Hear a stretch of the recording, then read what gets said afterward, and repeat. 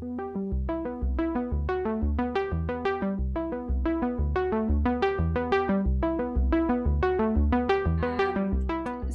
afternoon, everyone. As Jenny said, my name is Chelsea Beckman. I serve as the Community Assistant Specialist for the Michigan Economic Development Corporation within their Community Development Department for Region 5. In this role, I help municipalities, developers, and community stakeholders create place-based projects across the Great Lakes Bay region. I also have the pleasure of serving as the MEDC's statewide manager for the Public Spaces Community Places program, which is a tool that we use to help communities activate public parks, as well as bring artwork to life across the state of Michigan. Before we jump right in, I wanted to set the stage for the presentation this afternoon. I know I have about 15 minutes. I'll probably be closer to 10, so I'll be going through each one of these slides fairly quickly. If you have questions, I'll be sure to stick around until the end of today's presenters to answer any additional questions. Additionally, I'll be happy to make these slides available for you after the presentation if desired. And if you have a question as I'm going along, feel free to drop it in the chat in the Zoom meeting, and I can help address that in the chat after. So first, the program highlights. So we are operating the Public Spaces Community Places program is a grant matching program that utilizes donation-based crowdfunding to generate public interest in order to revitalize community space. Essentially, we're helping communities fundraise for local public spaces within their communities. We will allow for up to $50,000 of a matching request from the community towards the MEDC. The community will determine the amount that they want to crowdfund for, recognizing that in order to receive money from the MEDC, they must meet their crowdfunding match. So if a community identifies a splash park project that they need $30,000 for, and they want to crowdfund using the Public Spaces Community Places program, they have to hit that $30,000 mark in order to receive a match from us, bringing that raise to $60,000. If a community decides to pursue a Public Spaces Community Places crowdfunding grant, they then utilize the Patronicity website to build out their online donation platform, which is anything from building a campaign video to having marketing and promotions to determining what incentives they're going to give local donors. So if they're doing a splash pad project, maybe they're selling bricks at that splash pad, or maybe they're selling a bench sign in order to get community members invested. To date, we have conducted 239 crowdfunding campaigns through the Public Spaces Community Places program. Of the 239 projects, 230 of those have been successful, giving the program a 96% success rate.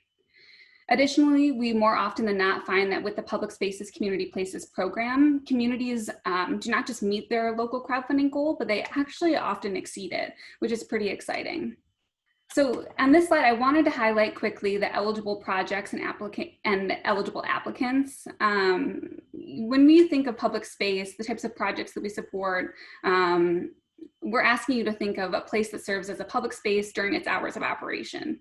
So that could include outdoor public spaces like streetscapes, public plazas, permanent public art installations, as well as community theater or museum rehabilitations. We recognize that those are needs as well and serve as community spaces during their hours of operation. So again, we have a wide range of public space, but anything that you deem is publicly accessible for majority of the time that it's in operation, we want to know about it and most likely can support through the flexibility of this program.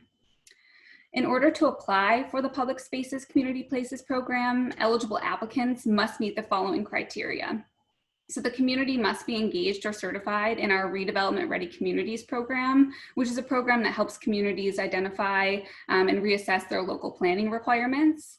To date, all of the municipalities within the Great Lakes Bay region that have a traditional downtown, they are engaged in the RRC program. So that's positive. So, we're talking about the city of Saginaw today, for example, or the city of Bay City, the city of Midland, all of those are engaged in the RRC program and are considered eligible. The other portion that I'd like to highlight is that in order for a project to be submitted through the Public Spaces Community Places program, it also needs to be submitted by the municipality directly or by a nonprofit or by a nonprofit.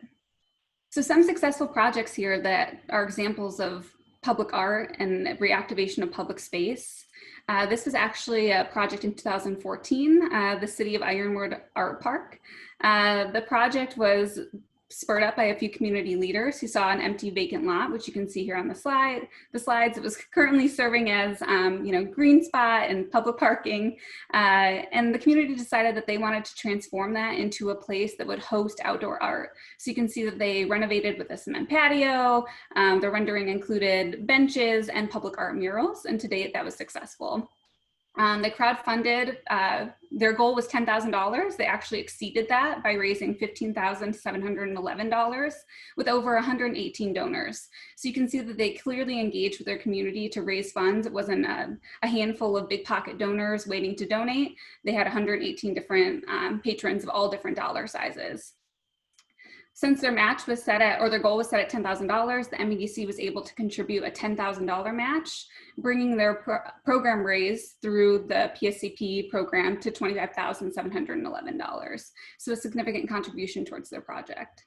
Another successful project as it pertains to public art, right? Because public art is also visual, was in downtown Tecumseh. So they did a movie series in their park. This included the infrastructure for their projector screen, the projector to actually host the outdoor movies. They set their goal at $14,650 and crowdfunded close to $17,000 with over 76 local donors. Again, the MEDC was able to meet their match and help them raise approximately $31,000. Another successful project that is actually currently, their campaign is currently live, but they have already successfully reached their match and might exceed it before their campaign closes, is through the city of Muskegon. They actually had this roundabout, as you can see here, which was, I don't want to call the roundabout an eyesore, but it needed some love. It needed some benches, it needed some public art. And so the community did a visioning around what that space could be. And ultimately they determined that there was a need for, public seating and then this public art sculpture, which was funded through the MEDC. So the crowdfunded, they set their goal at 50,000. To date, they've exceeded that. It'll probably be closer to 52,000 if I had to guess. And so through the PSCP program, they've raised $100,000, over $100,000, which is pretty exciting. And this will be right on their beach, a great asset to their community. And then the project that we're talking about today, which I also wanted to highlight, the MEDC's contribution, but recognizing that the Bright Walls Mural Festival in downtown Jackson has been going on. We participated in the second year. It was underway the first year and already successful, but we were happy to support it for its second iteration in Jackson. So again, goal $50,000, crowdfunded over $50,000 with 444 donors. So a large amount of engagement, which I'm sure Jackie will talk about all of the community stakeholders that they reached out to and engaged with in order to hit that amazing number of donors. And then again, over $100,000 being able to be contributed towards this project, recognizing that this is a small piece of their very large project. So what is the program process? So I showed you some successful projects. I talked to you a little bit about high level, about how the program works, but now let's talk about if we have a project in downtown Saginaw or downtown Bay City or any of our communities in our region, how do we go about the process of actually engaging in the Public Spaces Community Places project? So the first would start with project intake. So you would consult with myself for our region or any of your other community assistance team specialists across the state. So if you're on the west side, you look at the community assistance team map and consult with them. I'll drop a link in the chat to those individuals as well. That way we have it. But essentially, this is going to be your first blush. So let's talk it through. Does this project meet our definition of a public space, right? Is it largely accessible during its hours of operation? Is there an eligible applicant? I've had a few, local community leaders reach out to me and say, hey, I'd really like to paint a mural, but there's not a nonprofit or a municipality behind it. And so sometimes it just takes a little bit of relationship building in order to make that project come to life. So let's say the project does meet our definition of public space and there is an eligible applicant. Well, at this point, then we would encourage them to engage directly with Patronicity. We have staff that we outsource to that helps local community leaders build out their online profile through Patronicity.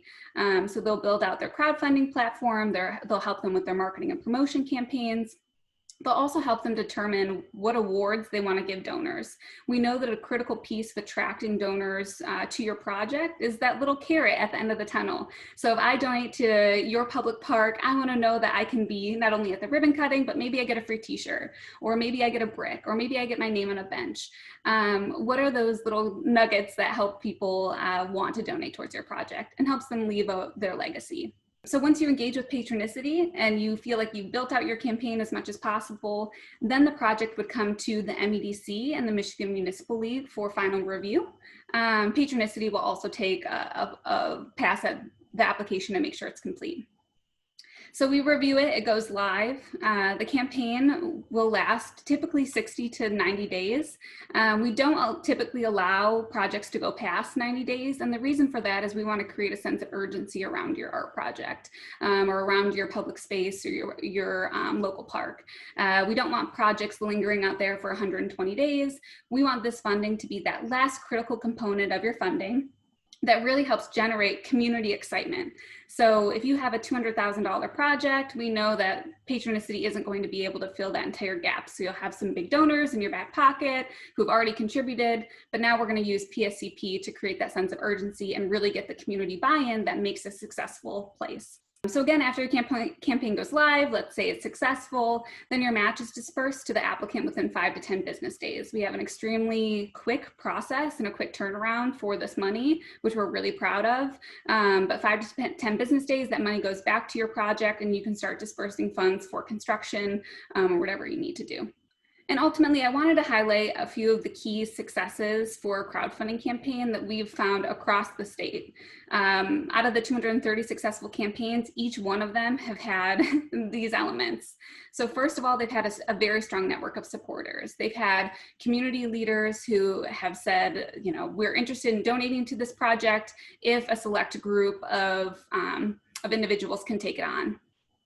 The second is a dedicated team behind the project. You have to have a dedicated group of leaders who day in and day out are crowdfunding and prioritizing this project. They're talking to their friends about it. They're talking to their employers. That's a critical component of success. The projects that we see that often exceed their goals are the ones that their team is not going to give up. We also recommend and have seen consistently across the state that the most successful campaigns set the groundwork early. So 4 to 6 weeks prior to their campaign, they are already networking and letting people know that they're intending to do a crowdfunding campaign. They're not coming to us and saying, hey, we want to launch next week. And oh, by the way, we haven't even told our Rotary Club about it. We haven't told our JC Club about it. We haven't told our community foundation about it. That's not how this works. You're 4 to 6 weeks before you're laying the groundwork prior to your campaign. You're getting everyone engaged and excited, and then you're launching. Another element is you've got to be creative. So you've got to have a great pitch, creative rewards. The more creative, the better. Engaging project video and marketing as well. This is an online platform, so it's easily shareable through Facebook and all other social media, as well as email. And so making sure that you have a digital representation of your project, including a virtual rendering, is really important to successful projects. And then again, strategic marketing plan. So you've already laid some of the groundwork, but how are you marketing this once the campaign goes live and ensuring that there is a sense of urgency? And then additionally, so a few other ones I wanted to touch on. So many small donors, few large donors during the campaign. As I mentioned, we recognize that some projects are much larger than $100,000, right? If you're going for the full $50,000 MEDC match. But the successful crowdfunding campaigns that we see have a variety of donors. And I think the Mural Festival in Jackson is going to speak to that. 414 donors contributing to their campaign is a clear definition of success. They've got people from all different walks of life donating all different dollar amounts.